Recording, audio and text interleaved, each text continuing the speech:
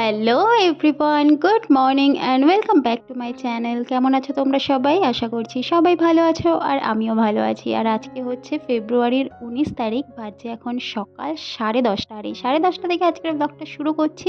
সকালবেলা কোনো রান্নাবাটি নেই, কারণ আজকে আমার মামা বাড়িতে নেমন্তন্ন আছে।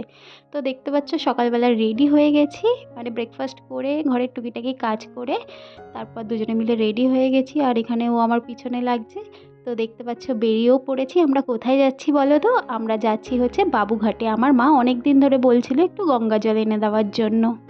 তো আজকে যেহেতু রান্নার কোনো চাপ নেই, তাই জন্য বললাম চলো দুজনে মিলে একটু ঘুরেও আসি আর মায়ের গঙ্গা জলটাও নিয়ে আসি। তো যাওয়ার পথে এখানে খিদিরপুরের কানাইয়ে দাঁড়ালাম। আমরা যখনই এদিক দিয়ে যাতায়াত করি এই এই দোকানটার কচুরি আর চা খুব ভালো করে, তো এখান থেকে একটু কচুরি আর চা খেয়ে নিলাম। তারপর আবার আমরা রওনা দিলাম প্রিন্সেপ ঘাটে। আগে চলে এলাম, কিন্তু প্রিন্সেপ ঘাট থেকে তো জল তুলতে পারবো না, জলটা অনেকটা নিচে আছে আমাদের, তার জন্য বাবুঘাটের ঘাটে যেতে হবে আর কি, যেখান থেকে গঙ্গা জলটা তুলবো।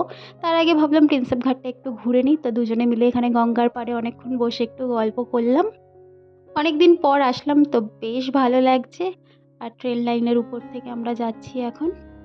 ঘরে থাকলে খেতেই ইচ্ছে করে না, আর বাইরে বেরোলে না একটু তাড়াতাড়িই খিদে পেয়ে যায়। ফুচকা দেখে আর লোভ সামলাতে পারলাম না, তো এখানে দাঁড়িয়ে 20 টাকা আর 5টা ফুচকা খেয়ে নিলাম।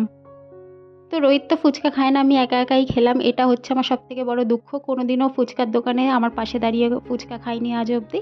তো আবার আমরা হেঁটে হেঁটে বেরিয়ে যাচ্ছি, এখন যাব বাবুঘাটের গঙ্গায়। এই যে চলে এসেছি বাবুঘাটে, আর আমরা ব্যাগে করে ড্রাম নিয়ে এসেছি, যেটাই করে গঙ্গা জল নিয়ে যাব। আমার মার পুজো করতে না প্রচুর গঙ্গা জল লাগে। মাঝে মাঝে তো বলি, এত গঙ্গা জল নিয়ে তুমি করো কি? তো এখান থেকে গঙ্গা জল তুলে নিলাম। আর এদিক দিয়ে ট্রেন আসছে দেখো। শীতটা চলে গেছে না, ওই জন্য আর ভালো লাগছে না, কেমন গরম গরম পড়ে গেছে। তো আমরা এখানে গঙ্গা জল নিয়ে বাড়ির দিকে রওনা করলাম। বাড়িতে গিয়ে একটু বসবো, বসে তারপরে স্নান করে রেডি হয়ে আবার বেরোবো, যাব হচ্ছে আমার মা বাড়িতে। তো এখন আমরা বাড়ির দিকে যাচ্ছি। বাড়িতে এসে স্নান করে রেডি হয়ে আবারও বেরিয়ে পড়েছি। বাড়িতে এসে চেঞ্জ করে স্নান করে রেডি হয়ে কেন জল কিসে না, এখন নেবো না, কালকে যাবো, এখন আজকে যাবো। তো এখন যাচ্ছি মা বাড়িতে, চলো। রোহিত গঙ্গা জলের কথা বলছে যে মায়ের জন্য গঙ্গা জলটা নিয়ে যাবে না। আসলে আমার বাপের বাড়ি আর মামা বাড়ি পুরো কাছাকাছি। আমাদের বাড়ি থেকে ফার্স্ট আমার মামা বাড়ি, তার কিছুক্ষণ পরেই আমার বাপের বাড়ি। তো এখানে চলে এসেছি মামা বাড়িতে। দেখতে পাচ্ছ এখানে বসে আছি, এই হচ্ছে মামির ঘর। আর মামি আজকে করেছে বিরিয়ানি, রোহিতের ফেভারিট। তো আমরা জমিয়ে লাঞ্চ করে একটু বসে গল্প করে বাড়িতেও চলে এসেছি। বাড়িতে এসে একটু রেস্ট নিলাম। এখন বাজে সন্ধে 6:30। ঘুম থেকে উঠে সন্ধে দিয়ে তারপরে চাও করে নিয়ে এসেছি। আর ঘরের অবস্থা দেখো, সকালে যেহেতু খুব একটা কাজকর্ম করতে পারিনি, আর বাইরে থেকে এসে জামা প্যান্টগুলো জানলার উপরেই খুলে রেখে দিয়েছি। তো পুরো ঘর এলোমেলো, আর এলোমেলো ঘর তো আমার একদমই ভালো লাগে না, তোমরা জানো। তো ঘরটাকে আগে একটু গুছিয়ে নিচ্ছি ভালো করে। তাড়াহুড়োতে সকালবেলা যে কাজগুলো আমি করতে পারি না, সেগুলো চেষ্টা করি সন্ধেবেলা করে নেওয়ার। কেন কোনো কাজ ফেলে রাখলে না সেই কাজটা জমতেই থাকে। আর এখানে দেখো এই টেবিলটাও পুরো অগোছালো হয়ে আছে, এটাকেও ভালো করে গুছিয়ে দিলাম। সকালে ডাস্টিংও করা হয়নি, তো ডাস্টিংটাও এখন করে নেব। তারপরে না আমার আজকে কেন জানি না খুব ফুচকা খেতে ইচ্ছে করছে। দুপুরে তো খেয়েছিলাম, তোমরা দেখেছো। আর আজকে রাতে বানাবো আলুর পরোটা, তার জন্য আলুটা মেখেছিলাম, আর আলুটা দিয়ে না পুরো ফুচকার গন্ধ আসছিল। তাই জন্য ভাবলাম এই যে রেডিমেড ফুচকাগুলো আছে ঘরে, এগুলোই একটু ভেজে নিই। আর এই হচ্ছে আলুর পরোটার আলু মাখা। তো এখানে কটা ফুচকা মেখে নিয়েছি, আর একটু তেঁতুলও ছিল ঘরে, ওটা দিয়ে তেঁতুল জলও বানিয়ে নিয়েছি। তো দেখতে পাচ্ছ এখানে আমার ইয়াম্মি ফুচকা রেডি। ফুচকা হচ্ছে আমার অল টাইম ফেভারিট, যখন দেবে আমি তখনই খেয়ে নিতে পারি। তো ফুচকাটা না খেতে দারুণ হয়েছিল। The next day. Good morning সবাইকে।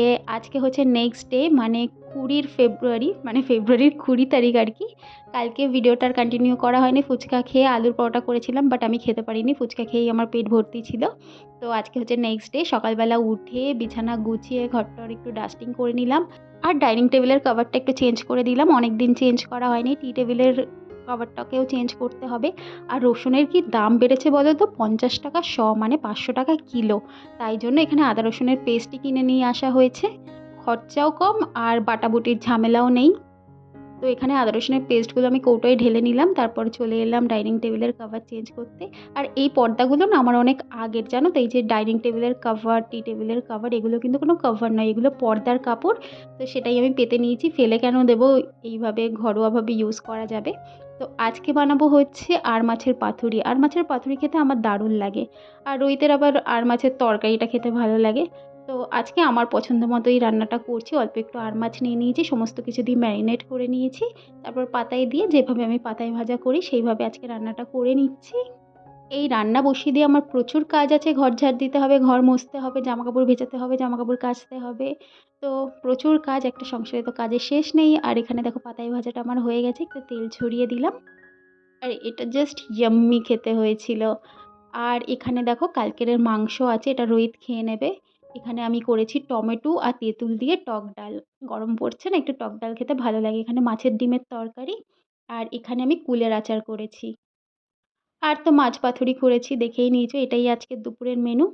এবার স্নান করে খাওয়া দাওয়া করে নেবো, সব কাজ হয়ে গেছে। তো চলো, ব্লগটা এখানেই শেষ করলাম। ভালো লাগলে প্লিজ সাবস্ক্রাইব। দেখা হচ্ছে নেক্সট ব্লগে।